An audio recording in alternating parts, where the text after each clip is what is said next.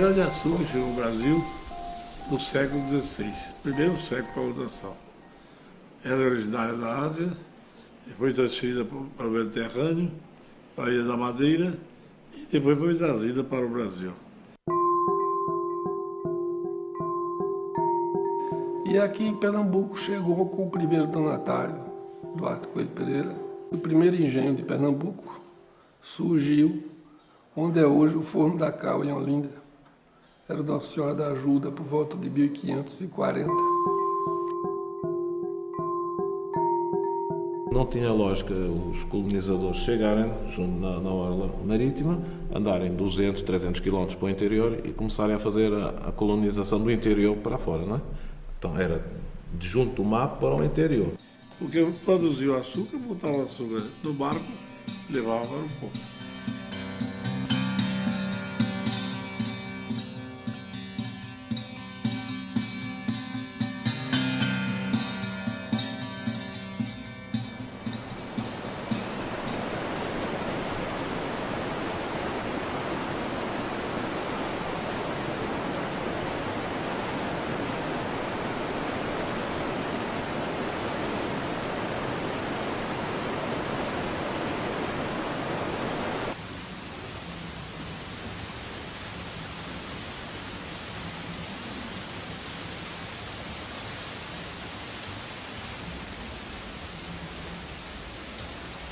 Todos os engenhos de Pernambuco, quer os engenhos reais, que eram aqueles movidos a água, quer os engenhos trapis, que eram movidos a tração animal, ou os engenhos depois a vapor, todos eles eram chamados de engenho banguê.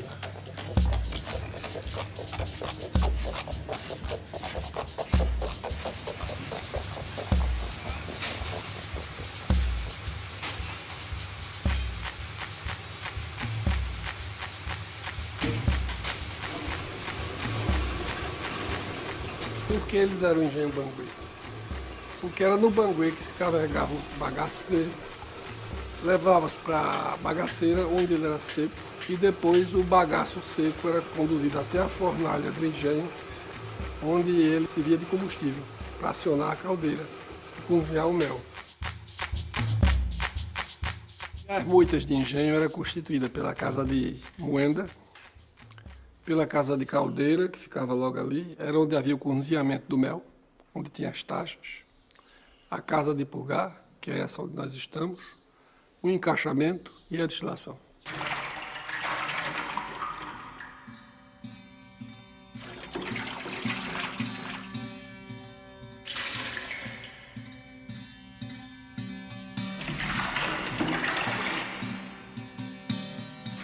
Aqui é onde era transformado o mel cozido que vinha da moita do engenho em açúcar mascavo. Então o processo consistia no seguinte: você na moita, você moía, extraía o caldo, ia para as taxas de cozimento e quando estava em ponto de virar açúcar, era transferido em balde manualmente para essas formas.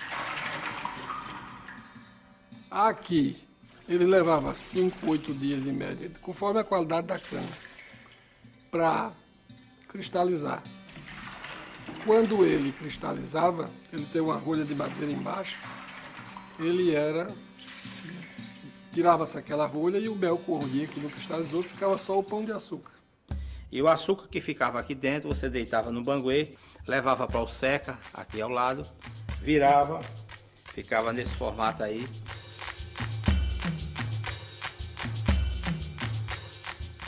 Antes do advento das usinas, se purgava uma parte do açúcar mascavo, que era para aquelas famílias mais abastadas da cidade e do campo. Eles passavam a ter o açúcar branco. E o processo era através do maçapê, com a água que ia chupando as impurezas do açúcar mascavo. E o mel que ficava aqui, você produzia aguardente durante o ano todo, que era uma renda complementar que a propriedade tinha.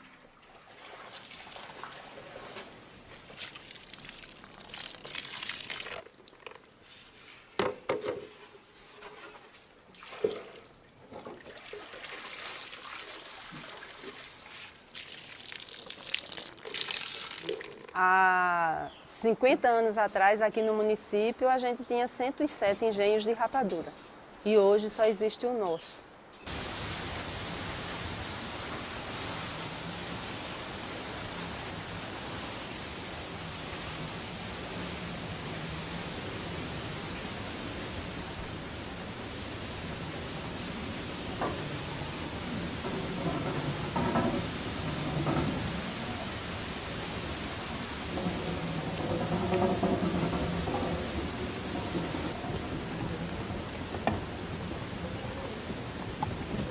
O caldo da cana, à medida que ele vai cozinhando, ele vai mudando de densidade, vai engrossando, vai mudando de tacho.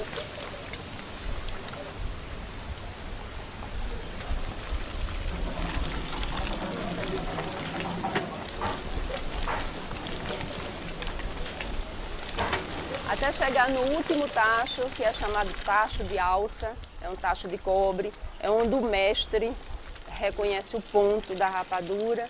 E aí esse caldo agora bem grosso, é uma verdadeira massa a 148 graus centígrados, ela é despejada na gamela.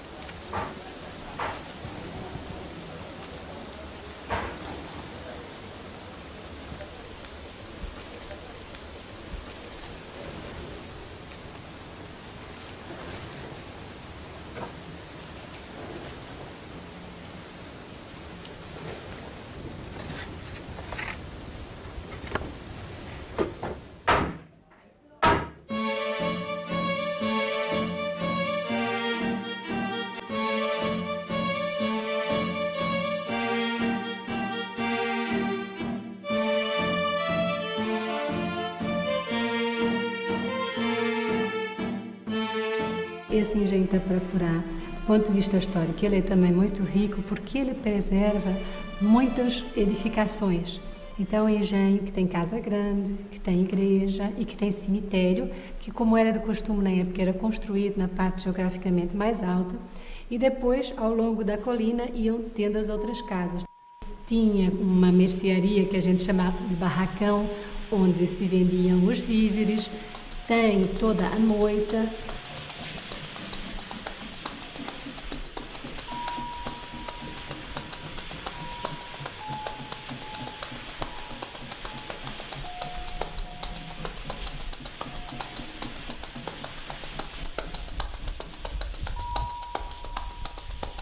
O que se chama casa grande nem sempre era uma grande casa. Casa grande é uma expressão que surgiu somente no século XIX, né? E que ficou, assim, sacramentada com o livro de Gilberto Freire, Casa Grande Senzala. Mas nem sempre se chamava casa grande, nem as casas eram grandes. Tanto os holandeses se referem às casas dos donos de engenho, como se o senhor de engenho não fizesse muito caso, não desse muita importância à casa. Desde que o engenho fosse bem, o resto era secundário, né? Com o tempo, né, principalmente no século XIX, é que a gente vai ver casas monumentais, onde realmente, por conta até mesmo da melhoria das comunicações, famílias passam a residir nas casas grandes, né? As fábricas não, as fábricas e as moitas, né, elas tinham a sua fisionomia, o seu aspecto praticamente ditado pelo processo construtivo, né? Se as moendas eram movidas a roda d'água ou a animais, né? Isso, de certa forma, definia um layout da fábrica. A capela também era muito simples, mas simples mesmo era a senzala, né? Realmente, porque a senzala era praticamente um depósito de gente, né? Não tinha nenhum conforto, né? É quase como se fosse uma prisão, né?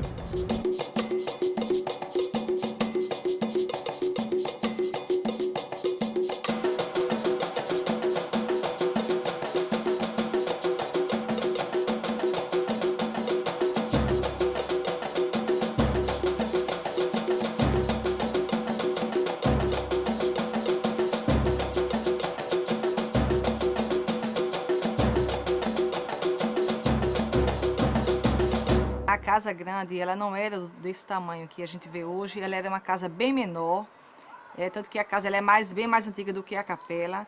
Depois é que teve a construção da capela e posteriormente essa casa grande ela foi crescendo ao lado, em direção à capela, até hoje formar um só corpo, que isso é uma das características marcantes aqui deste engenho.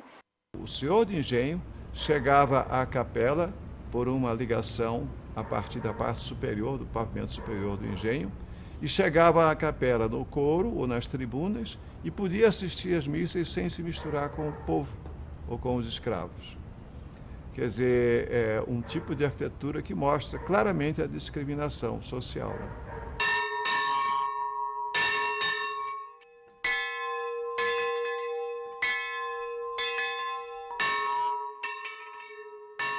As capelas mudaram um pouco, né? O que talvez se possa falar como característica marcante dessas capelas é um alpendre na frente, né? O que se pode atribuir ao fato de muitas pessoas assistirem à missa fora da igreja, porque não eram batizados, eram catecúmenos, né? Às vezes escravos, né? Então, assistir à missa dentro da igreja era um privilégio de poucos.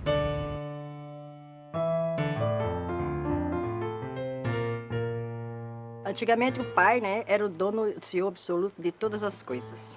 Era o Deus Todo-Poderoso. Ele ministrava seus bens, como também administrava os seus filhos, sua mulher, seus escravos.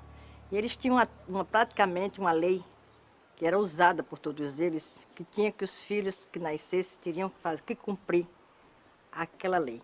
Então o primeiro filho ficava no engenho, onde ia trabalhar e dar continuidade ao trabalho do pai. O segundo ia ser bacharel em Direito, esse poderia sair, viajar, fazer da vida dele lá fora o que ele quisesse. O terceiro seria padre, o quarto seria médico e assim sucessivamente. Os rapazes, eles mandavam para a Europa. Com 10 anos, mandava para estudar na Europa. Um erro horrível. Se eles iam voltar para receber eles para os engenhos, para continuar, né? Não, mandava para a Europa. Quando voltava, não sabia nem português, quanto mais como tomar conta de um engenho. As mulheres não aprendiam a ler nem a escrever. Para não escrever para namorar. Não deixava. E casavam muito cedo. E viviam submissos aos maridos e aos filhos, né?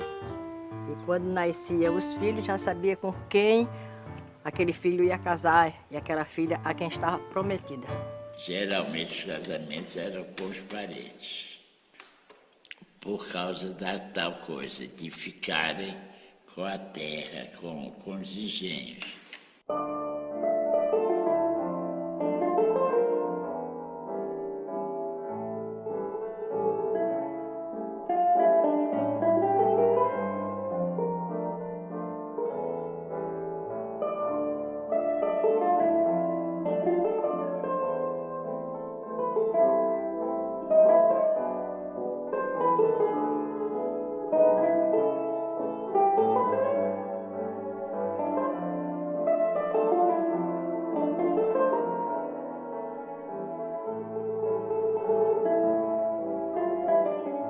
Evaldo Cabral de Melo chama de sacarocracia, né? Quer dizer, essa aristocracia do açúcar, né?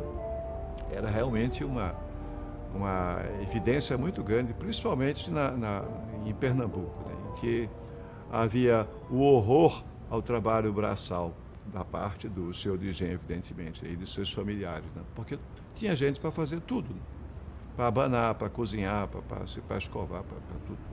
Uma das coisas que eu acho curiosas que ele tinha e que penso que era comum nesses engenhos eram essas cédulazinhas que o próprio senhor de engenho emitia e que tinham valores faciais variáveis. Esse aí é de 1000 reis e de 300 reis e que valiam como dinheiro. Eu acho que isto era um pouquinho como uma economia fechada, não é? O engenho tinha a sua mercearia, o pessoal recebia em cédulas, entrava do lado da mercearia, saía com as compras, deixava as cédulas lá.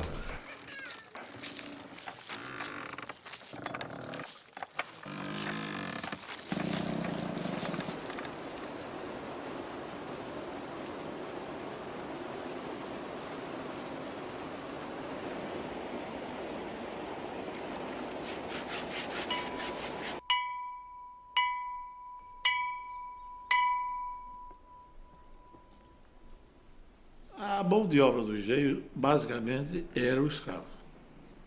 Indígena no começo, africano depois, mas dominantemente africanos. E o escravo vivia na senzala sob o controle dos feitores. Além do escravo, havia os técnicos, o mestre de açúcar, o fazedor de aguardente, etc., que eram geralmente portugueses ou eram mestiços já, contratados para aqueles afazeres. Eu só não fui aqui cego de guia, até guia para cego eu fui. Que eu cortei cana, pastorei boi, chamei boi, todo serviço de rico, não mais de pobre, a maioria do serviço de pobre eu fiz. Serviço de engenho, né?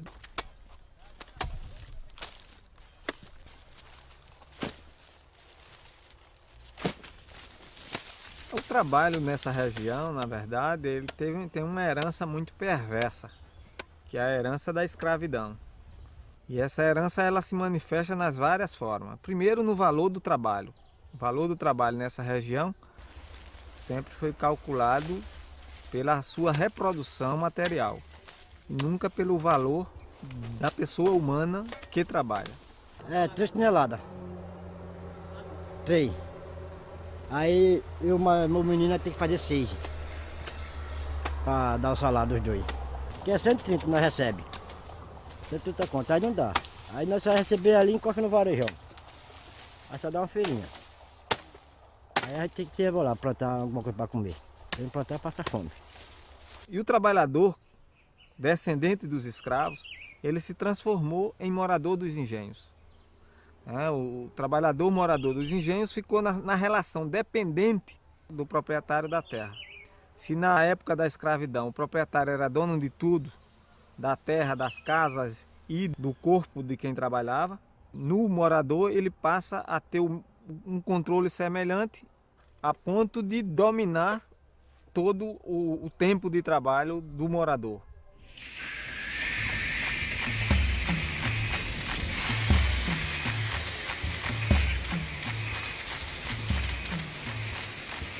A partir do período republicano, alguns empréstimos são concedidos a um grupo, né, menor de senhores de engenho, muito restrito, e eles conseguem então estabelecer aqui o grande sonho deles, que era a mecanização da indústria agroaçucareira, e estabelecendo então as usinas. E o que aconteceu com o restante dos senhores de engenho de pequeno e médio porte? Esses se transformaram então em apenas fornecedores de cana. Isto aí levou a um processo aqui de fechamento dos engenhos da Mata Norte toda. Por exemplo, o município de Nazaré, que era junto com Buenos Aires e Tracunhaém, tinha cerca de 160 engenhos. Na década de 50, fecharam todos, com exceção de um que virou a usina Matari, porque eles não tinham como competir com o açúcar cristal. Por conta da própria complexidade da usina, ela criou um outro, vamos dizer assim, conjunto muito mais complexo de edifícios, muito mais complexo do que o conjunto do engenho. Algumas deram origem a cidades. Por exemplo, Barreiros e Catende são cidades que surgiram de usina. Cresceram tanto que a cidade depende de tal forma da usina que ela se confunde com a usina.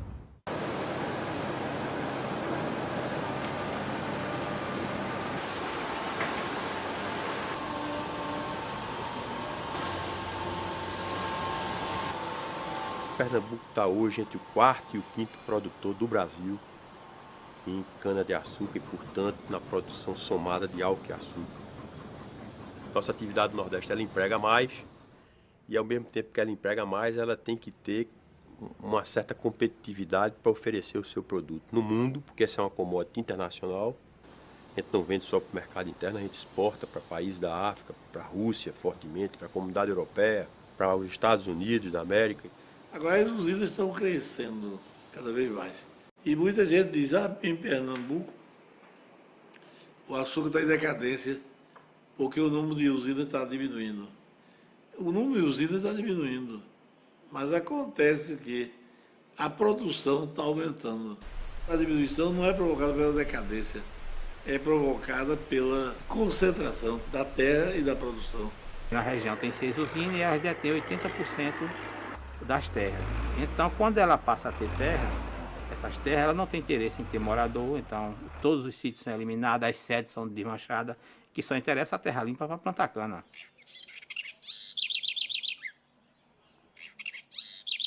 A primeira cana que se usou aqui foi a cana crioula, que veio possivelmente, talvez ela tenha vindo da Ilha da Madeira com os portugueses. Não sei como ela resistiu tantos anos, ela foi cultivada durante 300 anos, a cana crioula. Depois da crioula veio a caiana. E hoje tem uma gama enorme de variedades de cana. Você, quando planta a cana, que corta ela, o tronco dela brota. Aquilo é a soca. Chama-se a primeira folha, soca de planta. Quando você corta de novo, ela brota novamente, já é a riçoca. A pessoa depois já passa a chamar 3 folhas, 4 folhas, aquela cana não vai render muito não, porque já são 5 folhas. Quando a gente quer cortar crua, eles tocam fogo. A gente não toca, mas eles tocam, porque facilita para ele. Ele produz mais, tudo que ele produz mais, o retorno financeiro para ele é melhor.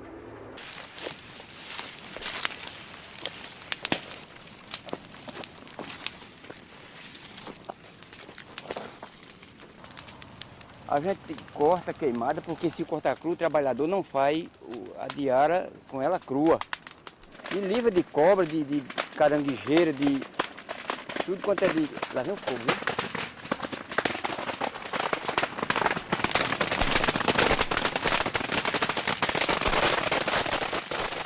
As terras estão ficando cada vez mais. A erosão vai raspando. As terras estão ficando cada vez mais fracas, que é uma região acidentada. A erosão cada vez vai mais, porque todo ano nós temos inverno, né? A erosão vai raspando tudo.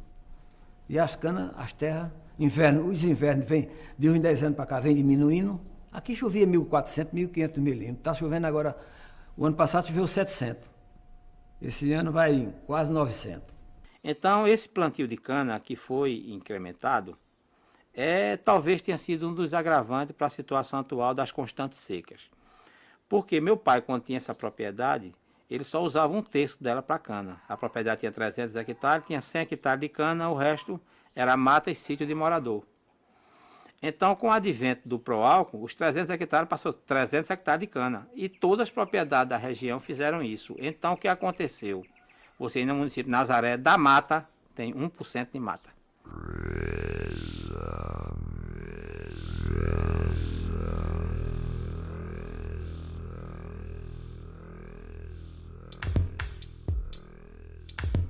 Você sabe, coisa velha, ela desaba a qualquer hora. Então, toda hora a gente tem uma coisa para fazer, um conserto aqui, um conserto ali, cai uma porta, cai. E assim é a vida que a gente leva aqui, é consertando, preservando para ver se essa estrutura não cai. Porque, como vocês viram, é uma estrutura completa, a moita do engenho é toda em pé. E a gente não queria só que isso passasse através dos nossos filhos, que são os próximos, né? E não desabasse, não caísse. O patrimônio histórico? Deus me livre. Patrimônio histórico botar aqui, tombar, ele tomba mesmo. Tomba como tombou os outros, todinho que está tombado pelo patrimônio histórico. Porque eles não dão um mínimo, nada. Eles querem dizer tombei e acabou. Os proprietários dos bens tombados, eles esperam do Estado que quando tem o tombamento, quando existe o tombamento, a figura do tombamento, tanto em nível estadual como em nível federal, se vê que os proprietários relaxam na conservação dos bens. E nesse caso, a lei é muito clara, a conservação e a recuperação dos bens é de responsabilidade do proprietário.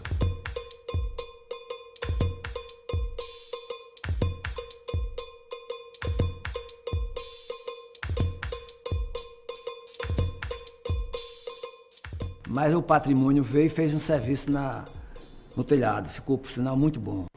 Só foi o que fez só e nada mais. Mas eu não quero ver o ladrão entrar aqui e roubar. Se acontecer isso, eu me acho culpado. Na verdade, o que aconteceu foi isso. Ele teve a coberta restaurada, evitou-se um mal maior, que seria um desmoronamento, a transformação em ruína. Mas o que acontece com a Capela do Engenho Bonito é o que precisa ser rompido dentro da conservação do patrimônio. Não adianta restaurar sem definir um uso. Porque hoje não se mais restaura um local só por restaurar. Então é necessário que ele tenha um plano de gestão e de como ele vai ser sustentável ou não. E claro, a gente não pode pensar que vão ser preservados todos os engenhos de Pernambuco, mas é muito urgente se mapear isso, se estabelecer níveis de risco, o que significa níveis de perigo, de periculosidade e níveis de vulnerabilidade, para que se avalie as emergências, as prioridades. Você não tem que pensar sempre que tem que musealizar o nosso patrimônio. Por que uma casa grande não pode ser um ambulatório? Por que não pode ser um posto médico? Isso é útil. E é possível fazer isso sem descaracterizar o edifício. E torna-se útil e a sua utilidade é reconhecida por quem precisa.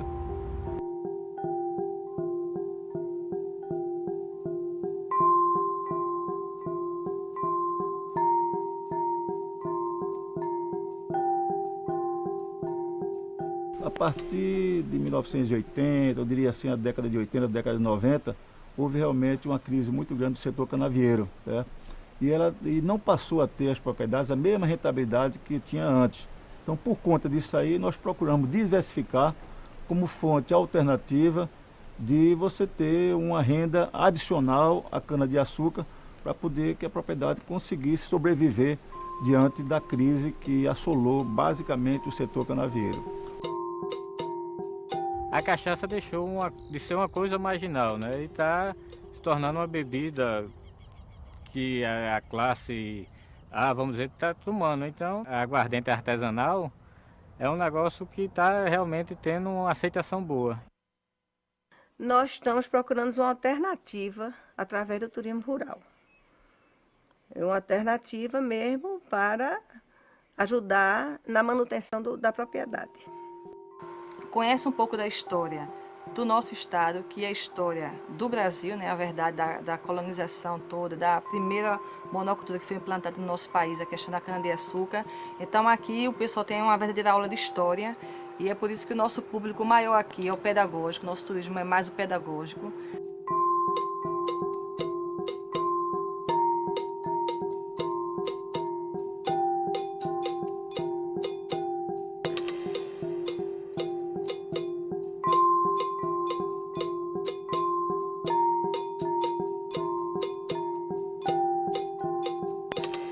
Como dizia o Dr. Zé Antônio Gonçalves de Mello, um historiador pernambucano, ele disse: a história de Pernambuco se confunde com a história do açúcar. Pernambuco é açúcar.